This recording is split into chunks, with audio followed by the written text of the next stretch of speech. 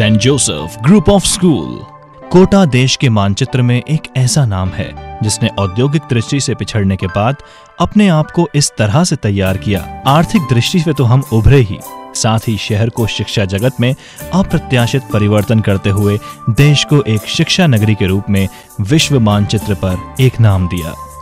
यही कारण है कि अगर हम देश के भविष्य की बात करें तो पूरे देश की नजर भारत के राजस्थान के कोटा शहर पर सीधे ही पड़ती है।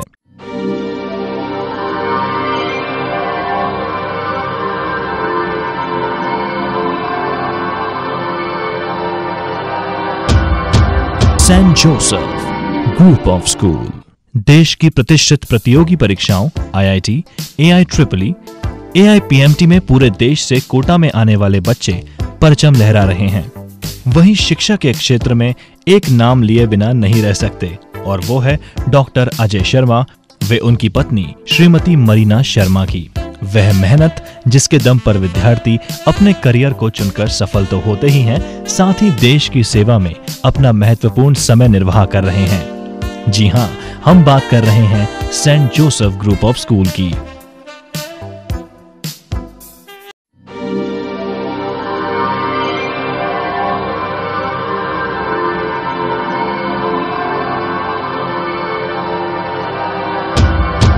Saint Joseph group of school. ये हैं डॉक्टर अजय शर्मा, जो देश की सेवा करने जैसे महान उद्देश्य के साथ 1987-88 को डॉक्टर की उपाधि लेने रूस मॉस्को शहर पहुंचे। अपनी पढ़ाई करने के पश्चात कुछ समय तो अपने देश से दूर रहकर उनके पेशे से जुड़े रहे, लेकिन अपने वतन भारत के लिए देश के लोगों की सेवा भाव लिए 10 साल बाद पुनः भारत लौटे। मन में कुछ ऐसा पावन भाव लिए जिससे देश के लिए कुछ किया जा सके। इसी भावना के साथ डॉक्टर अजय शर्मा, डॉक्टर श्रीमती मरीना शर्मा ने सन 1998 में Saint Joseph group of school की नींव रखी। मात्र 50 बच्चों से शुरू हुआ सफर, लेकिन कहते हैं ना कि जहां चाह वहां राह अपने आप ही मिल जाती है। यही कारण है कि डॉक्टर अजय शर्मा एवं डॉक्टर मरीना शर्मा की शिक्षा के क्षेत्र में ईमानदारी व नई सोच के साथ किए गए कार्यों का ही नतीजा है कि 50 बच्चों से शुरू हुआ सफर आज लगभग 5000 विद्यार्थियों के रूप में बदल गया है। हमारे मन में भी यही सवाल आया कि आखिर डॉक्टर अजय शर्मा ने अपने डॉक्टर के पेशे को छोड़कर शिक्षा के क्षेत्र में कदम क्यों रखा? तो उनका कहना है, मकसद समाज सेवा व यूरोपियन एजुकेशन को लागू करने का प्रयास।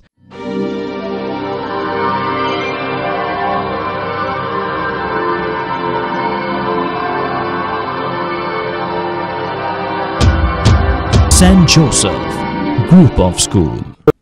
कथनी व करनी में अंतर जैसे मुहावरे को दरकिनार कर जो कहा वो करके दिखाया।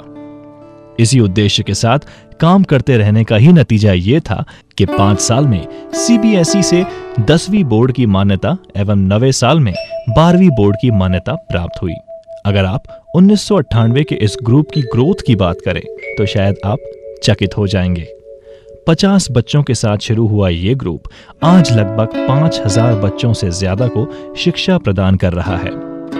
ग्रुप सभी विद्यार्थियों को CBSE पद्धति से अंग्रेजी माध्यम से शिक्षा प्रदान करता है। ग्रुप का विजन रहा है कि स्कूल और कॉलेजेस के विद्यार्थियों को किताबों के बंधन से बाहर निकालें, उन्हें सोचने और खोजने पर मजबूर करें और भारत को सुदृढ़ नागरिक प्रदान करें।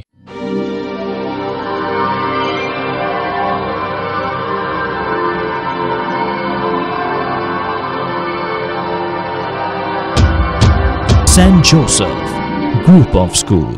सन 1998 से शुरू हुए इस ग्रुप का सफर अनवरत जारी है। सन 1998 की बात करते हैं, जब बैराज रोड स्थित Saint Joseph senior secondary school की शुरुआत हुई। तत्पश्चात Saint Joseph international school Jhalawar, Saint Joseph world school Talwandi, Saint Joseph international school Bara, Saint Joseph children academy Akashvani Kota, Saint Joseph kids campus Mama Bhanja circle Jhalawar, Saint Joseph green valley school Kunhadi, Saint Joseph public school station road Mandsaur, Saint Joseph public school Nanakheda bus stand के पास Indore road Ujjain. Doctor Ajay Sharma का मानना है कि European शिक्षा knowledge based होती है, उसी कॉन्सेप्ट को उन्होंने उसी तरह लागू किया, जिसका नतीजा था कि हमारे देश में भी central board of secondary education ने CCE पैटर्न लागू किया, जो यूरोपियन पैटर्न है। खास बात यह है कि यह पैटर्न सेंट जोसेफ ग्रुप ने पहले से ही लागू किया हुआ था।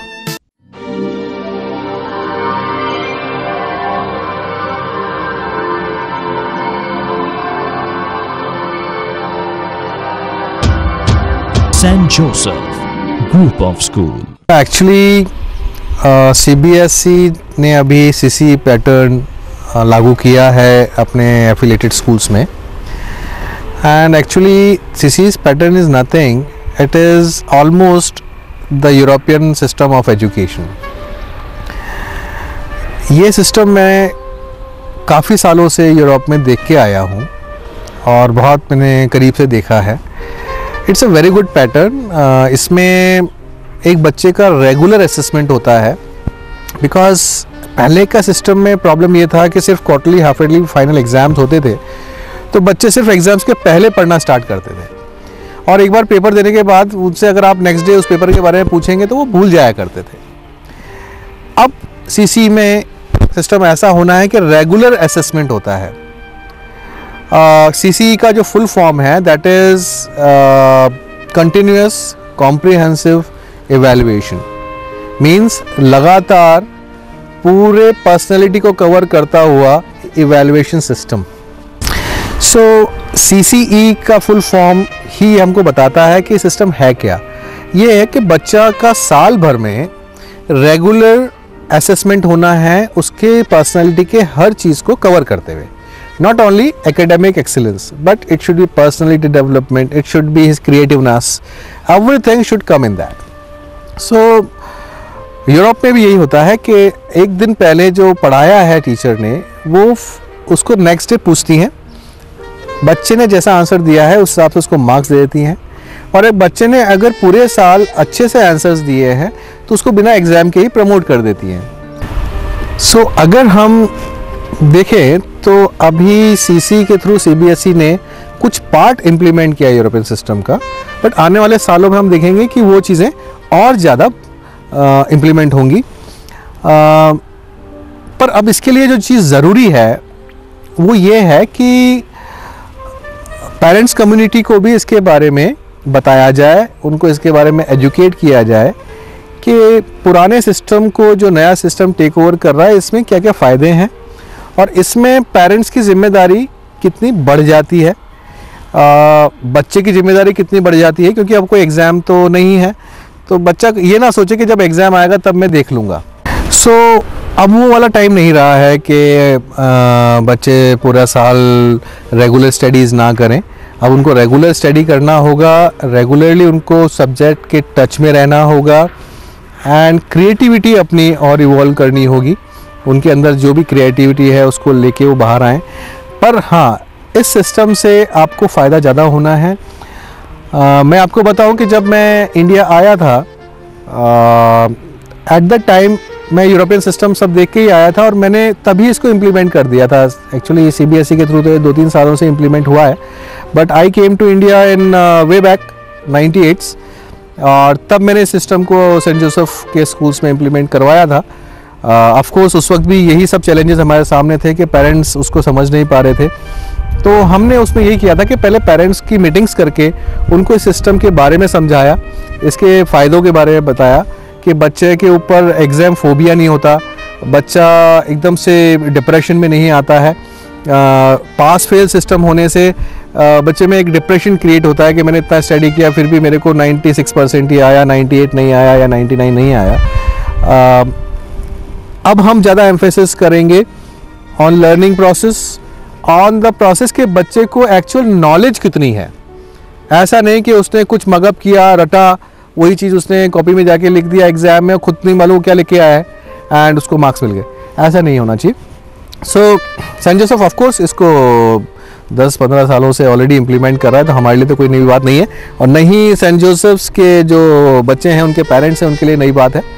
It is all very normal for us. Saint Joseph family तो बहुत ज़्यादा इसमें ऑलरेडी कंफर्टेबल है क्योंकि पेरेंट्स को भी इसमें कॉन्फिडेंस में लिया गया है, बच्चों को भी इसके बारे में बताया गया है कि बेटा now you have to be regular.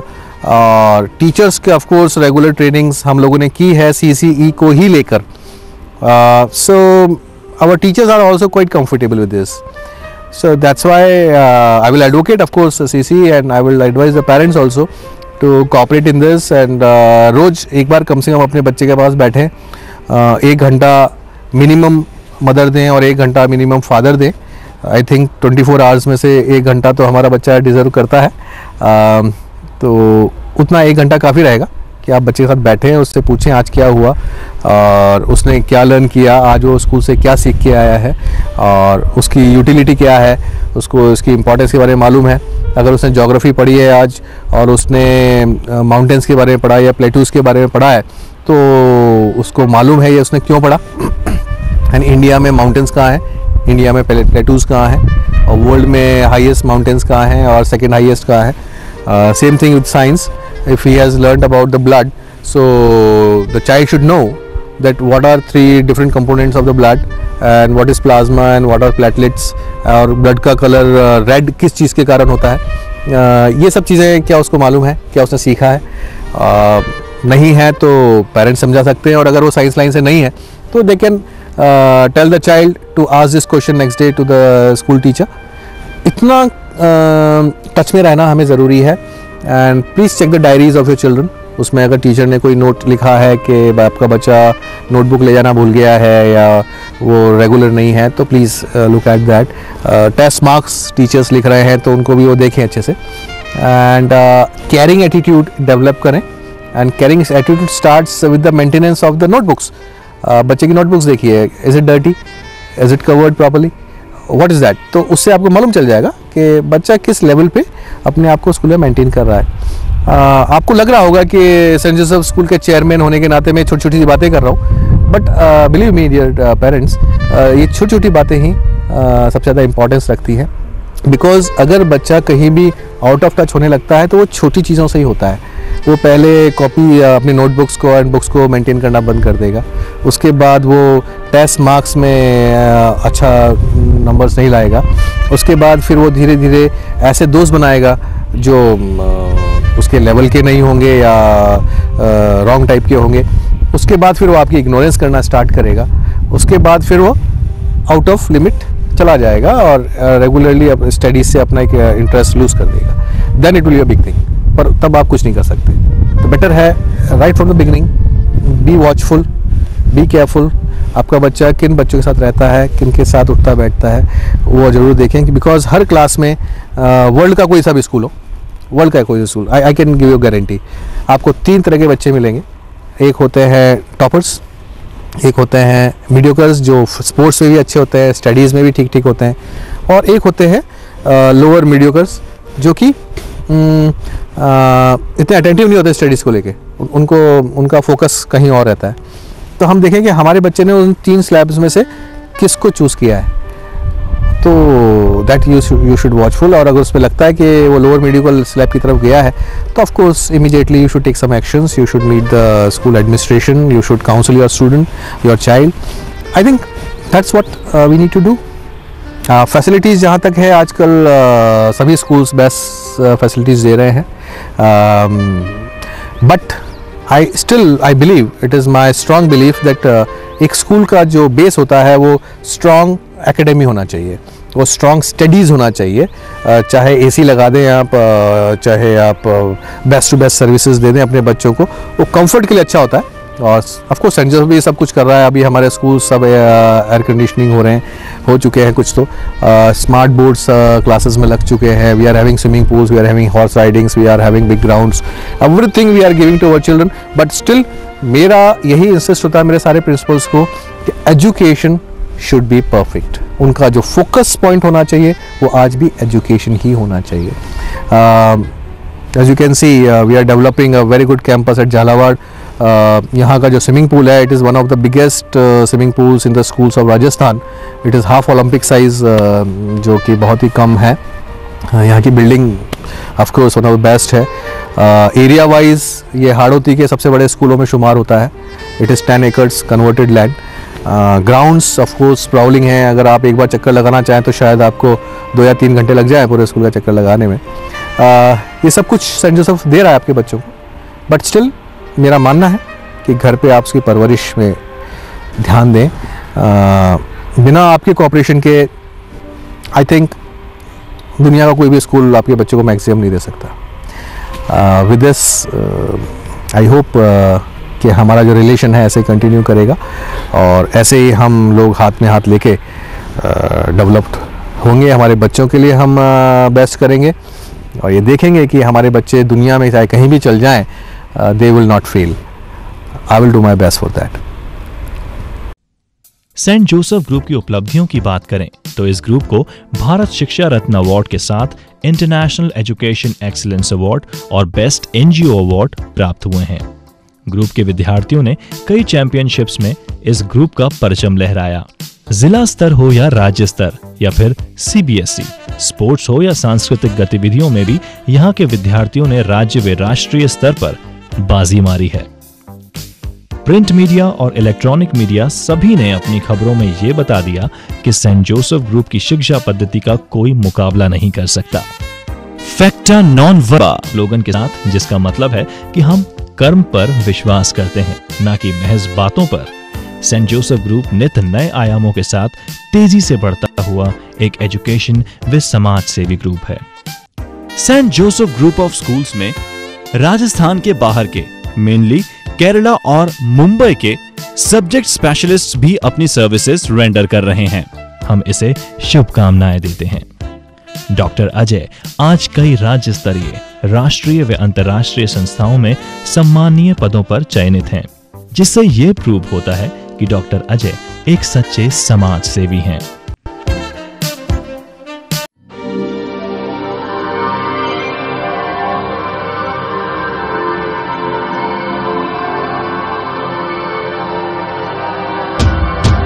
St. Joseph Group of School, Vice President, All India Karate Do Federation, affiliated to Indian Olympic Association and World Union of Karate Do Association, All Rajasthan Pharmacist Association, Director, International Service, Rotary Club, Kota, Pragati Charitable Hospital, Kota, CICA, Career Institute of Commerce and Accounts, President, United Rajasthan Karate Do Association, Junior Chamber International Kota Royal X, Sun Overseas Moscow, Russia, Kota Bodybuilding Association.